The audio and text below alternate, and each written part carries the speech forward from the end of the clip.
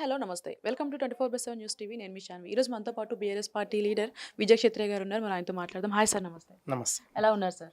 అంతవా so ఇప్పుడు చూసుకుంటే మన పోచారం శ్రీనివాస్ రెడ్డి గారు రాజకీయాల నుంచి విరమించబోతున్నారు, రిజైన్ చేయబోతున్నారు అంటూ వినిపిస్తుంది. దీని గురించి మీరు ఏం చెప్తారు? ఆయన వ్యక్తిగతం కాబట్టి ఉండాలా, మరి విరమణ చెందాలా అనేది ఆయన వ్యక్తిగతం కాబట్టి ఒకవేళ విరమించుకుంటే నష్టమేముంది. ఆయన శ్రీనివాస్ రెడ్డి గారు విరమించుకుంటే నష్టం ఏం లేదు కదా.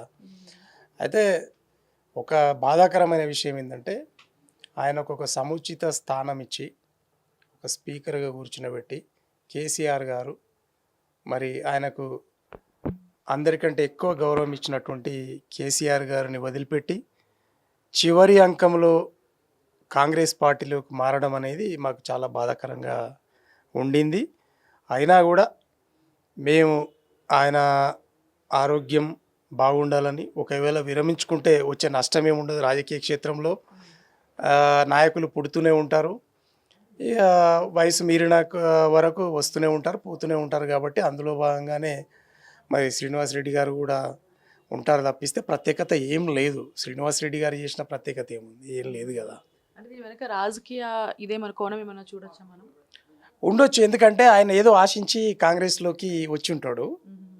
అయితే అది నెరవేరినందుకు గాను మరి అలకలో భాగంగానే రేవంత్ రెడ్డి గారి మీద అలిగి రాజకీయ సన్యాసం పుచ్చుకుందామని అనౌన్స్మెంట్ చేసిండేమో అని అనుకుంటాం. అంతకంటే ఎక్కువ ఏముంటుంది.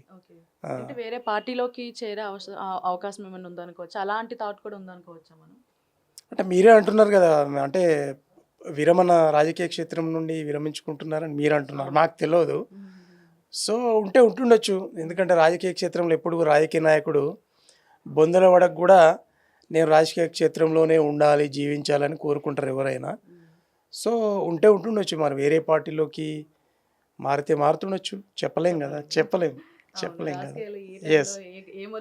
ఎస్ ఎగ్జాక్ట్లీ అమ్మా. Thank you sir. అమ్మా, థ్యాంక్ యూ. హాయ్ హలో నమస్తే వెల్కమ్ టు 24/7 న్యూస్ టీవీ నేను మీ శాన్వి ఈరోజు మనతో పాటు బీఆర్ఎస్ పార్టీ లీడర్ విజయ్ క్షత్రియ గారు ఉన్నారు. మనం ఆయనతో మాట్లాడదాం. హాయ్ సార్, నమస్తే. నమస్తే. ఎలా ఉన్నారు సార్? అంతవా సో ఇప్పుడు చూసుకుంటే మన పోచారం శ్రీనివాస్ రెడ్డి గారు రాజకీయాల నుంచి విరమించబోతున్నారు, రిజైన్ చేయబోతున్నారు అంటూ వినిపిస్తుంది. దీని గురించి మీరు ఏం చెప్తారు? ఆయన వ్యక్తిగతం కాబట్టి ఉండాలా, మరి విరమణ చెందాలా అనేది ఆయన వ్యక్తిగతం కాబట్టి ఒకవేళ విరమించుకుంటే నష్టమేముంది. ఆయన శ్రీనివాస్ రెడ్డి గారు విరమించుకుంటే నష్టం ఏం లేదు కదా.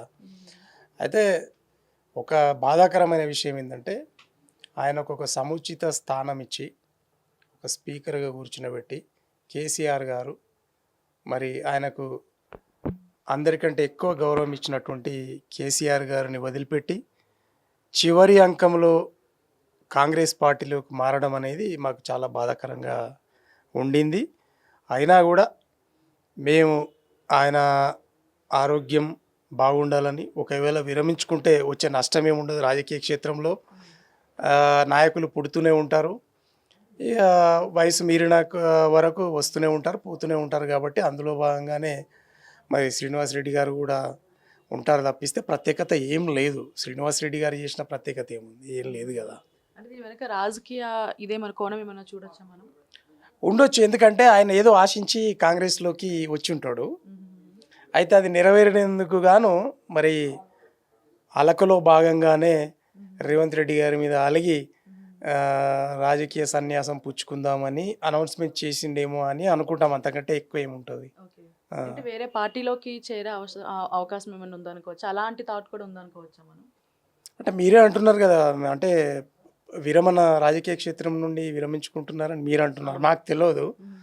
సో ఉంటుండొచ్చు, ఎందుకంటే రాజకీయ క్షేత్రంలో ఎప్పుడు రాజకీయ నాయకుడు బొందల వడకు కూడా నేను రాజకీయ క్షేత్రంలోనే ఉండాలి, జీవించాలని కోరుకుంటారు ఎవరైనా.